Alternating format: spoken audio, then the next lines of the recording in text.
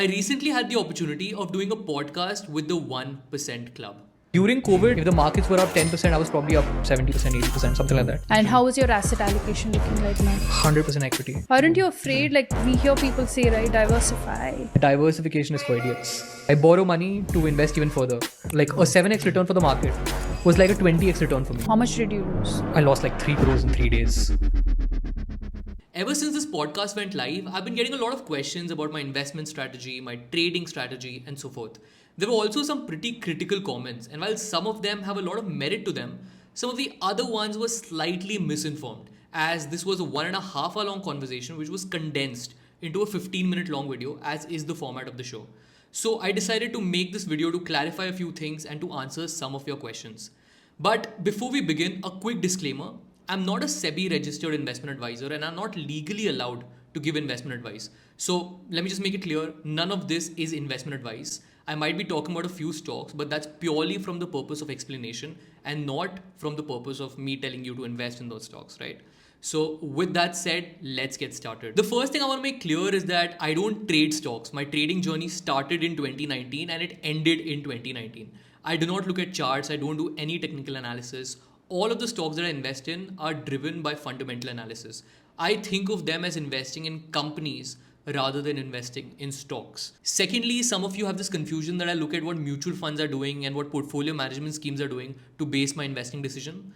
This is no longer the case. This as well, just like my trading journey, started in 2019 and ended in 2019. It was merely a way for me to understand why these investment schemes were buying those kind of companies, right? So it was just about that. Post that, I've been making my own investment decisions based on my own investment analysis. Anyway, so I usually tend to invest in two types of companies. The first investment strategy is called cigar butt investing, which is pretty much investing in really undervalued securities. An example of this is CL Educate or Career Launcher, the coaching class company. I came across CL Educate somewhere towards the end of 2019 to the start of 2020. At this point in time, the market capitalization of Career Launcher was right around 50 crore rupees. But its net current assets was right about 70 crores, which is current assets minus current liabilities, and its book value was over 200 crores. Now, here is an analogy for you to understand this better. Think of a piggy bank, and this piggy bank has 70 rupees inside it. Now, if this piggy bank was to be sold in the market along with the 70 rupees that is inside it, it would be worth at least 200 rupees.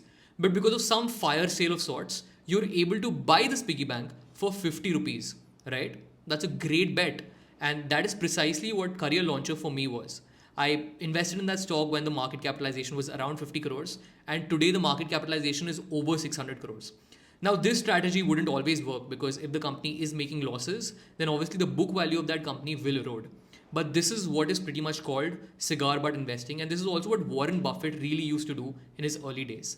My second strategy is to invest in securities which are undergoing a turnaround. Basically, businesses that are going through a turnaround which is either cyclical in nature or structural in nature. I'm going to give you an example of both. The example of the cyclical one would be public sector banks. I wrote this article on LinkedIn about public sector banks in March 2021. At this point in time, the four public sector banks that I've talked about, State Bank of India, Bank of Baroda, Punjab National Bank, and Canara Bank, most of them were loss making. All of them were trading below a price to book value of 0.5, which is that they were trading at less than half their book value. And at the same time, their ROEs were either very low or negative, which basically means that they were making losses. Exactly for this reason, the broader markets hated these stocks, precisely why they were trading at such cheap valuations. In fact, it was so funny that at one point in time, State Bank of India was trading at a valuation cheaper than its two listed subsidiaries, SBI Cards and SBI Life Insurance. And this is an extreme case. Now, why was it so? Because public sector banks are largely involved in corporate loans, whereas private players are more involved in retail loans to consumers like you and I. So these corporate loans are very cyclical in nature, and India had its equivalent of 2008 economic crisis in 2018. A lot of EPC companies, infrastructural companies, and real estate companies started going bankrupt. And when that happened, a lot of NBFCs that had lent money to them also started going bust, such as ILNFS and DHFL. As a result of this, the major corporate lenders were public sector banks, and their NPAs, which are non-performing assets, gross non-performing assets to be particular, skyrocketed. They went all the way to 12%. For context, today they sit at about 1 to 2%. So the situation was very bad. And for all of these NPAs, they had to make provisions. But whenever you make provisions, you might have to report a loss. And as a result of that, the ROEs of these banks were very low. They were reporting losses and so forth. Now, I felt that this situation would not last forever. There were a lot of developments in the country, such as the bankruptcy code, asset restructuring companies were being set up. And it was very rewarding. There was a turnaround, and these stocks ended up rallying 4 5%, exactly the way I had predicted in that blog. Another example would be Tata Motors. Now, Tata Motors is an example of a structural turnaround in a company. Tata Motors went from losing $1 billion a year to making a profit of over $4 billion. By the way, I've also created a video on this.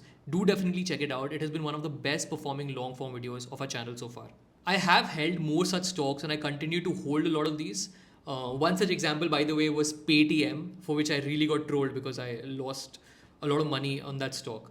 But the rationale with Paytm as well was that I was very bullish on their lending business. Their lending business was growing very fast and it was very profitable. The take rate in their lending business was anywhere between 3% to 5% of the total loan value, and they did not assume any risk even if that loan was to go bad. Why so? Because they had co-lending partners who were giving out this money. Paytm was just a platform which was giving out these loans. It was like a distribution platform and it did not assume any risk. So based on my analysis, I thought that Paytm was going to go profitable in Q4 financial year 2024. It didn't work out, obviously, because of the RBI action on Paytm Payments Bank after that. But I don't really think there was a very clear way for me to be able to predict this. So to a certain degree, this was just me being unlucky at that point in time. I could have done things, I could have managed my risk better, but for that particular trade, other than risk management, I don't really feel that there was anything major that I did wrong. Now, talking about some of the resources that I use a lot of investor presentations, quarterly investor presentations. They give you a good idea about that business, their key expenses, their key sources of revenue, and so forth. If you really want to go into more details, you can check out the annual reports as well. Now, annual reports are a little more work to read, they're a lot more holistic, but you'll also get to know a lot more about the company as a result of that. The second thing I really look at very closely are the investor call transcripts. And the best part about investor call transcripts is that you can understand the incentives of the management, exactly what they're trying for, what they're aiming for, what they're guiding for the coming year, and so forth. So it gives you a very good idea about what the management of that company is trying to do at that particular point in time. To this end, the third resource that I look at is basically a lot of YouTube videos of the CEO of that company or some senior leadership of that company. They very often come on channels like CNBC and ET Now. So use those opportunities, look at their videos, try understanding what they're trying to do with the business and so forth.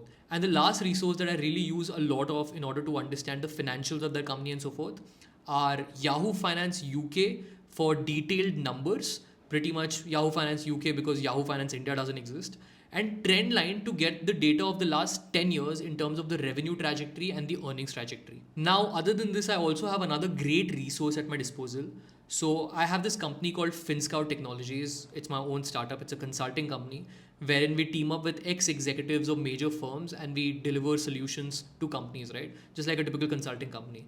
And as a result of this, on one end, I have access to some of the top management folks in the country and I've got to learn a lot from them. And secondly, I've gotten a chance to work very closely with businesses and understand different aspects of their day-to-day operations. This is in the jewelry industry, the HoReCa industry, which is hotels, restaurants, cafes, catering, and also the two-wheeler EV market of India, which is very fast growing. So some great opportunities from that end. These opportunities have also helped me develop even further as an investor. To this end, I also feel that stock market investing as a subject should really be taught more in business management than in finance courses, purely because the financial aspect of it is restricted to understanding the three financial statements, which is income statement, balance sheet, and cash flow statement. And obviously some degree of financial modeling and valuation is required. But much more than that, we really need to pay a lot more attention to supply chain management, operations of that company, marketing strategy, sort of the incentives of the top management and so forth. To that end, exactly for that reason, I've started creating business case studies as well. That is primarily what this channel, at least as of now, is about. This was a one-off video where I just felt I had to talk about my investment strategies and so forth. But other than that, we largely post business case studies every week. We'll have another one coming this week as well. It's going to be on boat. Do definitely check that out as well. And do also go ahead and check out some of our previous business case studies. Thank you so much for watching as always.